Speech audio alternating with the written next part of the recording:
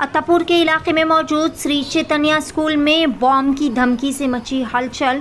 Rajendra Nagar circle के तहत अत्तापुर में वाक़े श्री चैतन्य स्कूल में नामालूम अफराद की जानिब से स्कूल में बॉम्ब रखने की धमकी भरी कॉल मौसूल हुई, जिसके साथ ही स्कूल इंतज़ामिया ने फौरी तौर पर डायल 100 के ज़रिए पुलिस को इस बात की इत्तला दे दी। इत्तला मिलते ही मुतालिका राजेंद्र नगर पुलिस ने बॉम्ब स्क्वाड के अहलकारों के साथ मौके पर पहुंचकर मुकम्मल बारीकबीनी से मुआयना किया।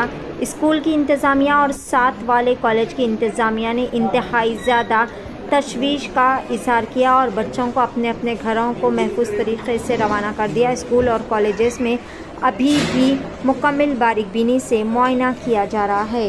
पेश है DTV9 की यह ख़ुसूसी रिपोर्ट।